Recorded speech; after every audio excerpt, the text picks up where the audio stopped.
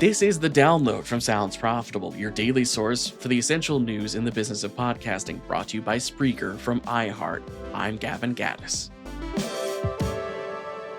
Here's what you need to know for today, Thursday, November 21st. Before I get into the top story, a quick correction. Podscribe's debut webinar for their new podcast advertising benchmark report is on Monday, November 25th. I screwed up yesterday. It is in fact not Wednesday, November 25th. That is not a thing for several years. Anyway, let's get into it. The implications of Spotify for creators.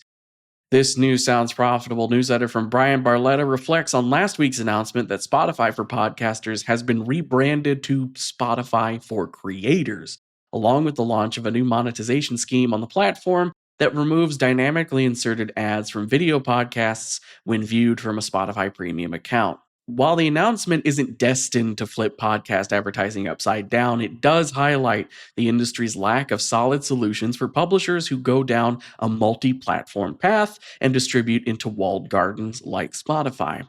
For more commentary in the same vein, Pave Studios founder Max Cutler has a new article titled "Adapt or Get Left Behind, the Future of Podcasting is Multi-Platform." Next up from the Optimizing the News newsletter, Slop Happy. A side effect of the proliferation of generative AI tools has hit advertising, with Adweek reporting media buyers have found they're dealing with a surge of made-for-advertising websites that have been generated with AI tools. According to fraud detection site deepsea.io, they were tracking 20,000 generative AI MFA sites at the beginning of the year. That number has now escalated to 50,000. A compounding issue is the AI slop content becomes a larger problem when buying using AI-powered tools like Google's Performance Max, as AI appeals to AI.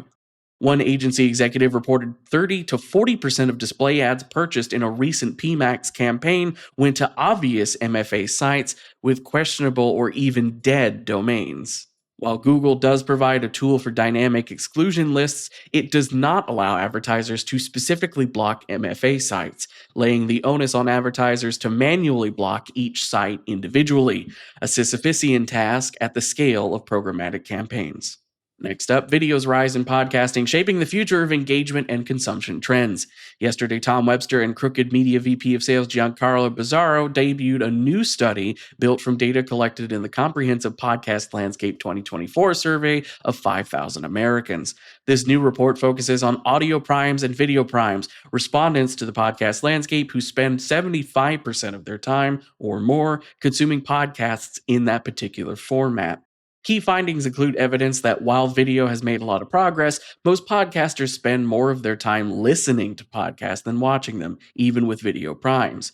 While there are fewer video primes than audio primes, the video section has a larger footprint in terms of consumption. 19% of audio primes consume at least 9 hours of podcast content a week, while 33% of video primes are qualified as heavy users. And finally, a short one, Ask Me Anything YouTube podcasting Q&A. YouTube will be hosting a live Q&A session with Kai Chuck, Global Head of Podcasting, Stephanie Chan, Strategic Media Partner Podcasts, and Steve McLendon, Product Head Podcasts, on December 12, 2024, from 1 p.m. to 2 p.m. Central Standard Time.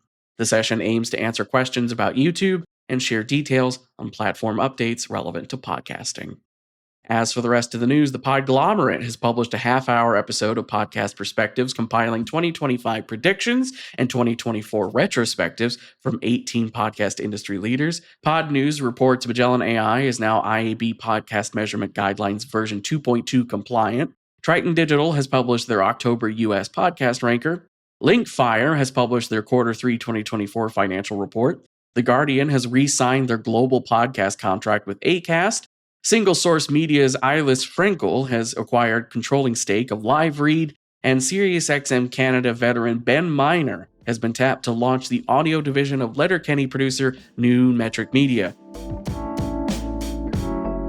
Be sure to check out the links to every article mentioned right in your podcast listening app or at soundsprofitable.com, where you can also subscribe to the newsletter version. The download is written and produced by Newton Shadowcotty, Brian Barletta, Tom Webster, and myself. This episode is hosted on Spreaker. For Sounds Profitable, I'm Gavin Gaddis. Download us again tomorrow.